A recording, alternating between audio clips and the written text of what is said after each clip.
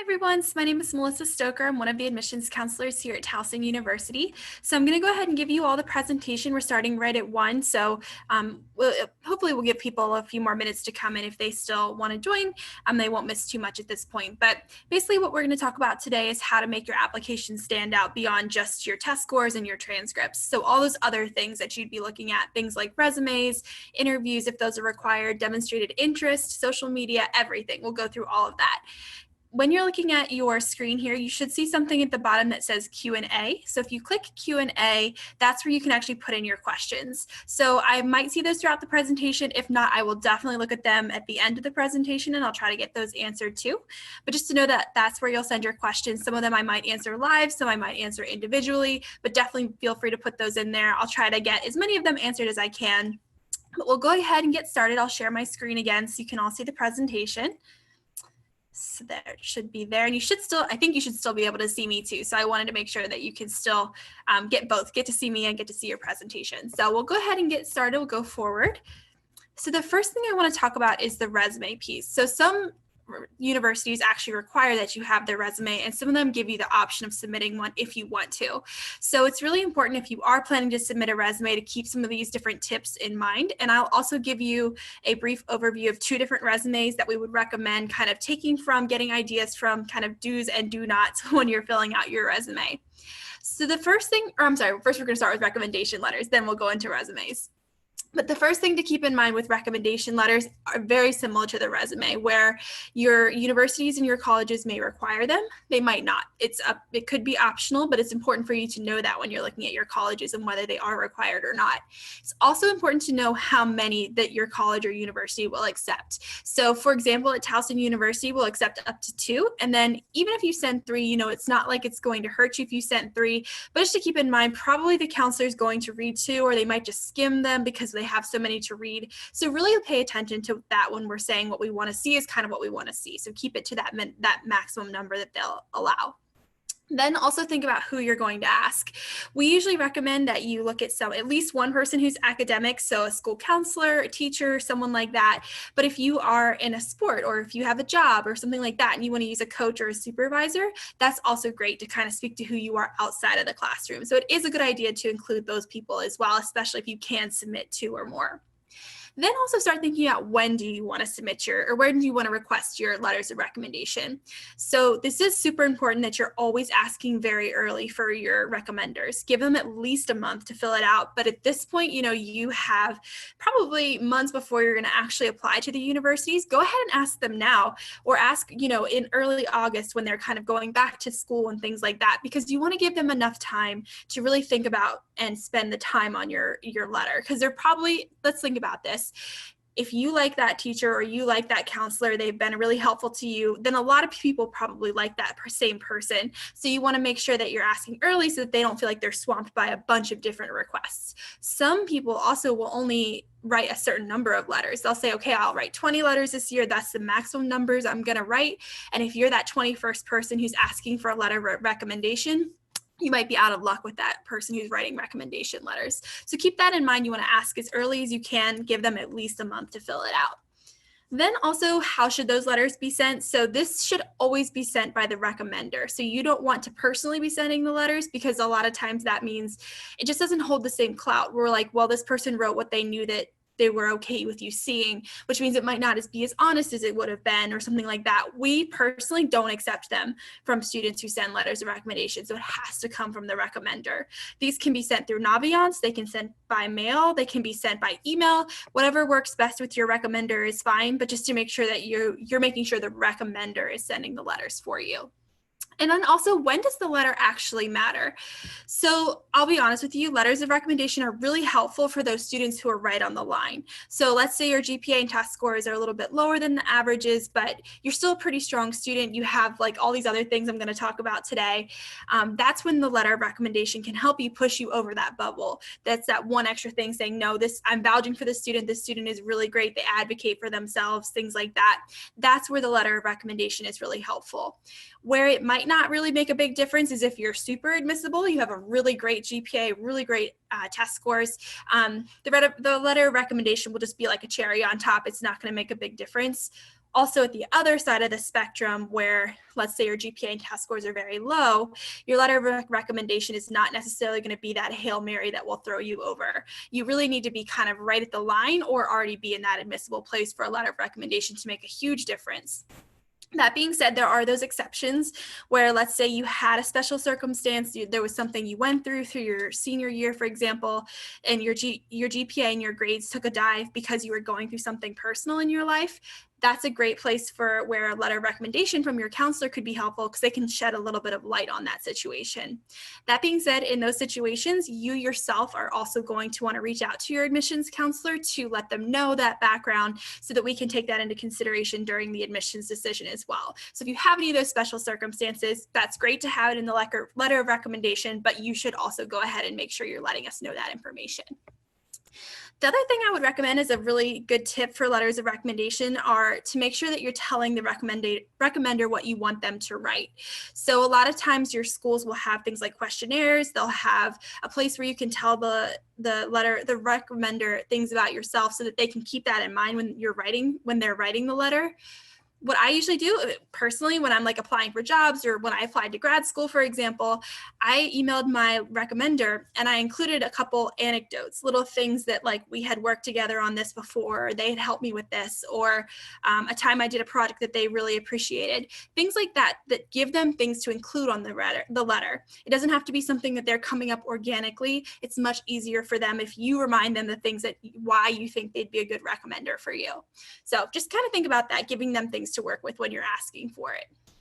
And then obviously pick people that you know and people who like you. You don't want to ask that teacher where maybe you got a D in their class and you were late all the time or something like that. Don't ask that teacher. Ask someone who actually, knows you and has liked working with you over the year, things like that, because you want to make sure that they're people that are going to write good things about you, because we have seen letters of recommendation that are not supportive of a student. Now, in most cases, we would hope that the recommender would tell you that they're not comfortable writing you that letter, but not always. So it's really important to think about that before you just ask some random teacher or something like that who might not be writing you as supportive of a letter as you might have wanted. So just some tips to keep in mind when you're doing recommendation letters.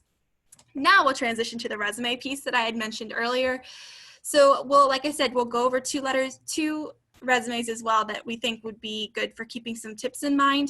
But first things just to include on your resume, obviously your contact information, include your high school education. So your school, your GPA, your rank if you want to, test scores if you want to. That's really not important on a resume that you're submitting for a job, but it can be helpful for admissions. So if you want to include those things, the biggest thing though is just to include your school name.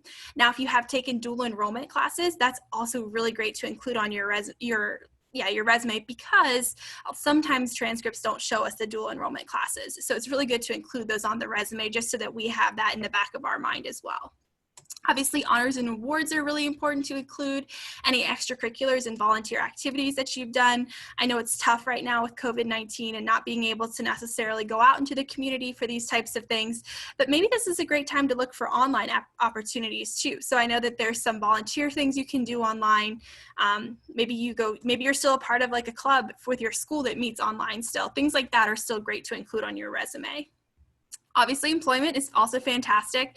We've actually seen with students who have those on campus, or students who have jobs do a lot better when they get to campus than students that don't, because they already know how to balance those different priorities. You had school and then you also had your job that you had to go to. You were answering to a supervisor, things like that. So we do see the value in having those jobs. So even if you don't have a bunch of different clubs or things like that you did at school, but you have a job, that's still something that is really great for us to see on a resume, because again, it shows us that responsibility and priorities and things like that. And then special skills, internships, summer programs. Special skills are going to be things like if you have done research for something, or if you've done a special project in school that you're really proud of, that's a really great thing to include and kind of highlight on your resume, especially because sometimes that's not the right thing to include in your essay, for example. And I'll kind of talk about essays too, but a lot of times what students think the essay is good for is just listing activities that they've completed. That's not a great place to include it, because your essay is more of a story, whereas your resume is that piece where you want to list those different things that you've been involved with. So just keep that in mind when you're filling out your resume as well. So here's just some helpful hints and tips to keep in mind for kind of the formatting of your resume.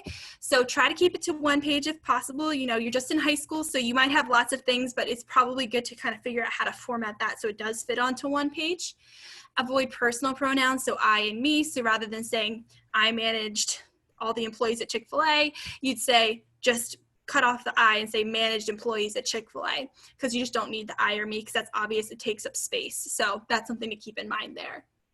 Include your dates of activities and employments. So this is important for us to know, when did you complete this? How long were you involved in this? And then also consider things like the fact that events should be listed from recent to, from most recent to least recent, so present to past essentially. So the things you're doing now at the top, and then go back from there in chronological order. So just keep that in mind too. Also, you want to be careful of those fancy texts. So it might seem like a good idea to use fonts that are fancy or use bolding, italicizing, things like that. But in reality, it just makes it harder to read a lot of times. So it's better just to pick one font, stick with it for your whole resume, especially because when you're submitting your resume through a college application, a lot of the times that formatting gets lost anyway. So usually what I would recommend, especially if you're applying for a job, if you're able to submit your resume as a PDF rather than as a document, that's actually the best way to go, because then it preserves your formatting. But if you can't do that, especially these types of different fonts that are listed here are important to avoid so that you don't cause it to look confusing or too busy and things like that. So just focus on that one font, that one type of font that you're using really. And then also when you're actually putting your explanations for things, so if you have a job, then you put bullet points underneath of the different responsibilities or achievements that you had, really try to use action verbs as much as you can. So rather than saying, for example, I organized all the files, just say, cut out the I, say organized files, things like that. Think of those different action verbs like maintained, coordinated, led, those types of words that show that you are actually actively involved in this activity that you are doing. And then think about that proper formatting. I'll go into that a little bit more later as well, but we will kind of give you some things to avoid when you're doing your resume as well. So the first thing is to really avoid those acronyms and abbreviations. So for example, a lot of people know what NHS is, National Honor Society. So that's pretty safe, but let's say you're in Tri-M. I only know what that is because I was involved with that in high school. I know that that's a National Honor Society for music, but someone who wasn't in music probably won't know what Tri-M is. So it's really important to kind of write out those acronyms so that we know what you're looking at. We can Google it if we want to. So like if you're in Future Business Leaders of America, that's great, but we can actually Google it and see what does that entail? What kind of things would that student have been involved with? So just really important that you're actually writing out those acronyms. Also, don't restate your transcript other than the GPA. So you don't need to be putting in the different courses that you took. You don't need to list all your AP classes. We're looking at your transcript pretty thoroughly. And we're looking at like those honors, those gifted and talented, AP, any of those types of classes. We're really focusing on those ourselves. So you don't need to reiterate that in your resume, especially because you're trying to keep it to that one page. Middle school is also not necessary. The only time that there's an exception to this is, let's say you are doing something that you've continued from middle school into high school. So maybe you were in, for example, Boy Scouts or Girl Scouts from middle school all the way through high school. That's when you could include it. But let's say you did, for example, Girl Scouts and you stopped in middle school and then went to high school. You don't need to include it at that point because then it's not something that's recent or relevant at this point. So keep that in mind when you're doing that. Also avoid the TH when you're talking about your grade levels. So rather than saying 9th grade, just say 9, grade 9. That's all you have to do. So again, just saving space and things like that. And then obviously proofreading, think about things like if you're going to end your bullet points in periods, you need to do that throughout the entire thing. If you're going to capitalize everything in the position that you held, then you want to do that throughout the whole resume. So just keep that in mind when you're doing that. And I'll show you some examples of some resumes like I had mentioned.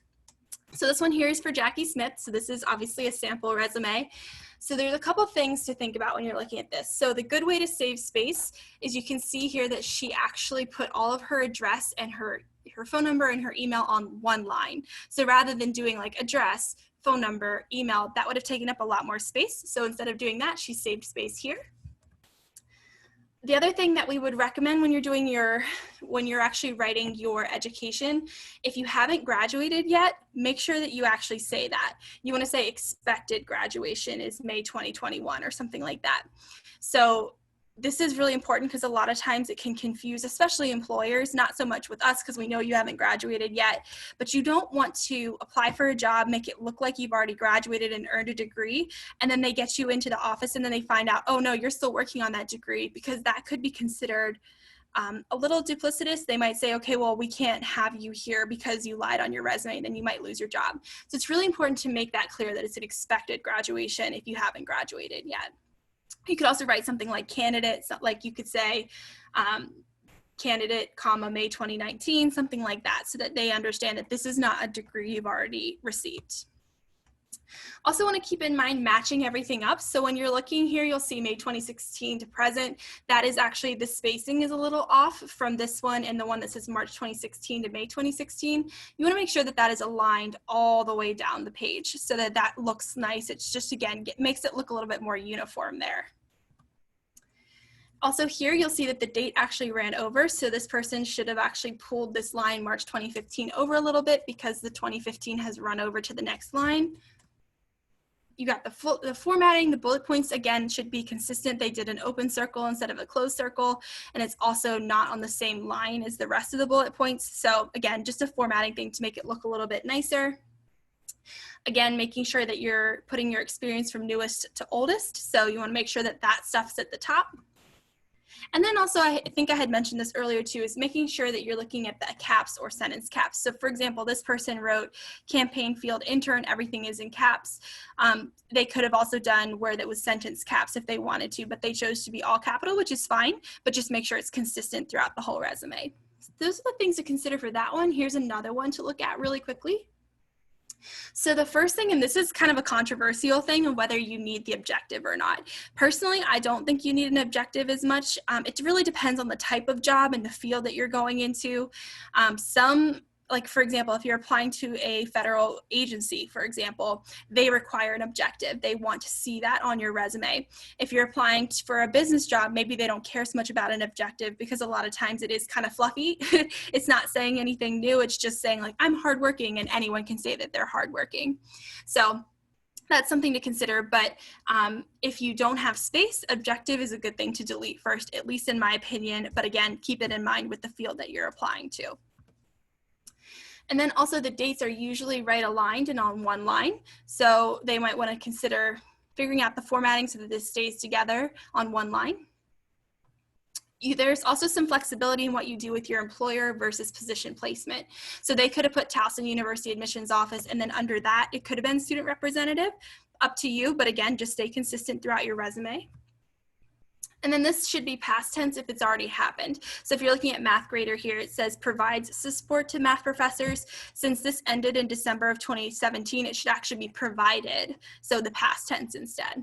Again, that just helps make sure that the employer who's reading your resume or the admissions counselor who's reading your resume knows that this is something that you're not currently still doing. This is something you've already completed. So that was everything for the resume piece. Again, if you have questions, you're welcome to send those through the Q&A, and I'll try to get those answered at the end. But I'll move forward to demonstrated interest and interviews now. So the first thing is interviews. So some colleges and universities require interviews. Others do not. So actually a lot of times, especially smaller schools will require them, or they'll have alumni do the interviews instead of the actual admissions officers. So it's important to be aware of this, but also if you're just looking for a job or even an on-campus job when you get into college, it's important to have these interview skills. So I want to go through those with you as well. So the first thing is make sure you're preparing. An interview doesn't have to be hard. You can be completely prepared. It just requires a little bit of homework before you actually go into the interview. So the first thing, Google those interview questions. You know, that's where a lot of interviewers get their questions. They'll just Google good interview questions. So if you actually look at those and come up with answers ahead of time, it's going to make it a lot easier and less stressful for you because you'll already have an idea of what you want to talk about. Now, I'm not saying memorize your answers because that's going to come off as kind of scripted and not natural. So make sure it's not so down pat that you can just do it without even thinking about it. You want to still be engaged in what you're saying so that people feel like you're being a genuine person. That being said, we do have a method that we recommend. So if you want to kind of format your answers, even if you're doing it on the fly, this is a great way to kind of format it so that you know what you want to cover in each answer. And that is called the STAR method. So the STAR method, I will also say it's good for interviews, but it's also great for your essay too. So keep that in mind when I'm describing this. But the STAR method is essentially where you're talking about the situation, the task at hand, the action that you took, and the response or the reflection. So when someone says, describe a challenge that you've gone through and how you overcame that, you're going to want to describe what happened, what you had to do, what you actually did, and then how did that, what was the response from the people you worked with, or how did you feel about it afterwards? Because that takes you through the whole story. You're not skipping things and people aren't like wondering what you're talking about because you've actually hit each thing. So again, that's also great for the essay too, if you're looking at that. And then also when you are, especially for college interviews, make sure you're coming up with stories that are a little different than your essay. Not as big of a deal if it's an alumni who's reviewing or who's interviewing you, but if it's an admissions counselor and they've already brought you in for the interview, you can probably assume they've actually read your essay and they might have even read it 5 minutes before you came into the room. So you want to come up with some stories that are different so that they're not like, well, you've already told me this, tell me something new. Is this the only story that you have? So just keep that in mind. You want to come up with a plethora of things that you could talk about in an interview. And then also prepare in terms of what questions you want to ask the interviewers, because especially if you're applying for a job, but especially a school too, actually, you want to make sure it feels like a good fit for you. So it's not all about them deciding whether they're going to let you into the university. It's about you making sure the university feels like a good fit for you. So come in with those questions prepared.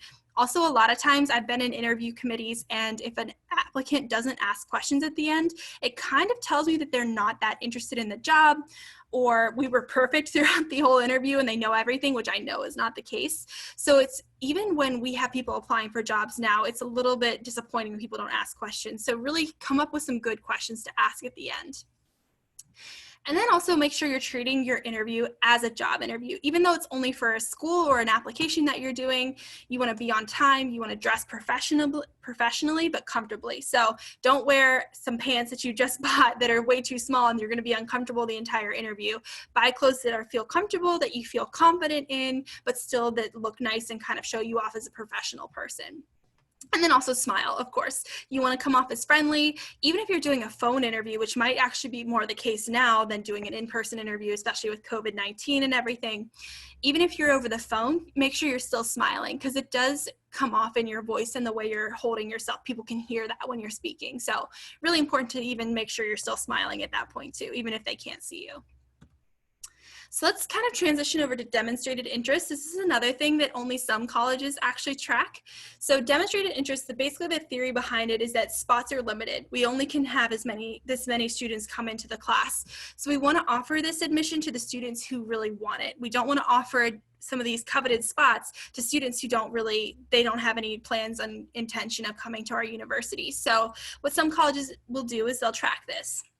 What this is typically if you've visited campus before, if you've called and talked to your admissions counselor, if you've emailed, if you have signed up for the events that they have. So like, for example, we'll have presentations and things throughout the summer and the fall. If you've come to those types of things, some colleges will track. Towson University doesn't track it, but a lot of small schools in particular that only have those limited number of students they can admit to a college will be tracking that demonstrated interest.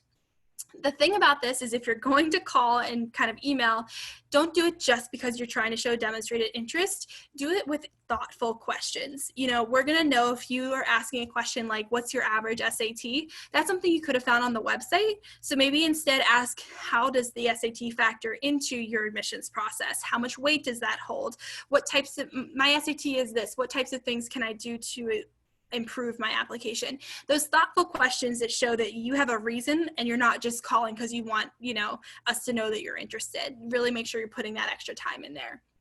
Also open and read all your emails. We can see if you've opened and actually interacted with an email. So if we send you an email that has a link in it and you click it, we can actually see, oh, the student actually clicked this, they're actually engaged. So make sure you're doing that. And also just because you'll get good information if you read those emails, especially now with COVID-19 happening, changes are happening every week, changes that we can't necessarily foresee. So it's really important to keep checking your emails so that you're up to date with those things. Also on that note, I will mention that a lot of times in the application process, a student will do something in their application and I'll have a question about it. So I will email that student and I'll say, hey, do you mind just providing a little bit of background about this? And if the student doesn't respond to me, their application could go unread for an extra month than it would have if they had responded right away. So it's just really important to read those emails.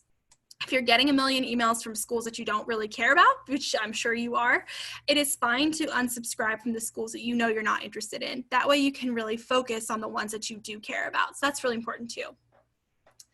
And then also just, make sure you're patient and sensible. You don't want to call every day. You don't want to email every day, but just enough so that your counselor maybe knows your name, maybe, call once every 3 months or something like that. You don't need to do it all the time because you don't want to be that person where the person like sighs when they see that you're calling and they're like, oh my goodness, this person is calling again.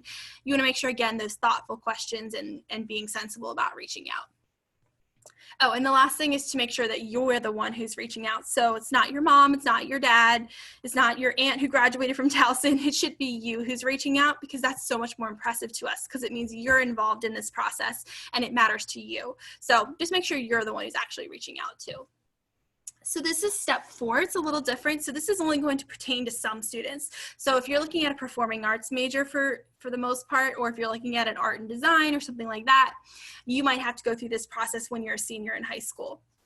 Some schools will do this process once you're actually a current student. So for example, at Towson, art and design is a screened major. So you would come in as a pre-art and design major. You'd create your portfolio through your first 2 years at the university. And then once you've actually completed that portfolio, then you apply into the program as a current student. But some colleges and universities want those auditions and portfolios before you get to that point. So some things to consider when you're looking at auditions and portfolios. The first thing is that a lot of times majors will actually have special events on campus before you even apply to the program. So for example, if you're looking at music major at Towson, for example, we have music major for the day that happens every October, and it's where we invite all prospective students to campus, and you can come and you can do a practice audition and you can learn about scholarships. You get to sit in on a class, you get to meet the faculty and the staff from the program, and it's really cool because not only does it help you decide if it feels like a good fit for you, it shows that demonstrated interest, and you might also get that audition practice before you even go into your official audition. So really important to looking out for those because a lot of those different majors will have programs like that. And then also consider, are there special deadlines? So some majors, they'll actually, if you apply by a certain deadline and do your audition by a certain deadline, you'll be considered for scholarships. Whereas if you don't meet those deadlines, you might not be considered for those scholarships anymore. So it's really important to be looking out for those. And then also consider if you're actually required to submit an entirely new application in addition to your general application. So some schools, you'll apply to the general university, but you have to complete a supplemental application that goes along with dance or music or something like that. So it's really important to be aware of those things when you're applying to those programs. Make sure you're scheduling your audition dates early. Again, look out for those ones that might be for scholarship consideration. And I also recommend following the departments on social media. I actually discovered a couple weeks ago, our art and design program at Towson has its own Instagram page. And it was so cool because they actually post students' artwork on the Instagram page. So it's a great place to see what kind of work are the students who are in the program I'm looking at doing. And, is it something that I'm interested in? Do they doing things that excite me? That type of thing, because it can give you an idea of the feel for the program that you're going into. So I highly recommend that. And that's kind of a great transition to social media and admissions in general. So one of the most important things to consider when you're at the end of your application, you've done all the important things that have to be done by the deadline. Now you want to do a sweep of your social media. Be smart about what you're posting, especially now, this is more if you've been admitted already and maybe now you're in the admitted Facebook group or Snapchat or something like that. You don't want to be posting things that are going to make us question whether we actually want you in our community. So if you have those controversial opinions, maybe don't post them on Facebook, things like that, because you just don't want us to question whether we would want to revoke your admission or even not offer it to begin with. So just be aware of that. And also consider how you want to be portrayed to your admissions counselor, obviously, but also to your new peers, especially if you are joining those social media groups once you're admitted. I'm sure they're going to go and they're going to do their Facebook stalking on you too. So you want to make sure that you are portraying yourself the way you want to, because what's really nice about college is that you get to leave high school and you get to become a new person. Maybe you'll be the same person, but maybe you get to make yourself new when you get to college, and you want to give yourself that opportunity, and you don't want your social media to necessarily hold you back from that. And then also you can use social media to your advantage too. It's not just going to get you in trouble. It's also a great way to connect with other students. So connect with other students who've been admitted or students who've now enrolled, get to know people who are going to be on campus. But also it can be a great supplemental piece to your application as well.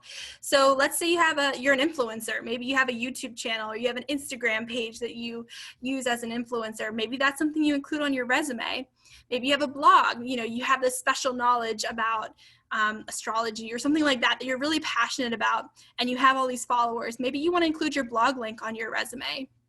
And then the last thing here is the ZME profile. So ZME, it's relatively new, although it's been around for a few years now. It's basically Instagram, but for admissions. So you can actually upload pictures and videos to your ZME profile. And the videos are usually about 30 seconds. You're answering questions like, why do you want to go to college? What do you want to major in? What's your favorite thing about your major that you're going into? Things like that. And it's really great because we learn a lot more about a student in a 30-second video than we would ever learn about in an essay that's been edited, and maybe you're not the strongest writer, but you're really well spoken. That's where the ZME profile is really helpful. Now they'll give you a link that you can share with admissions. On our application for Towson, there is a place to put your ZME profile.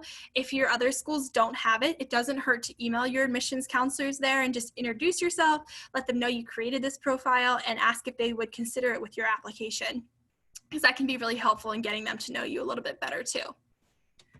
So that was everything I wanted to cover in terms of things that are outside of test scores and transcripts. So the things that you really have control over.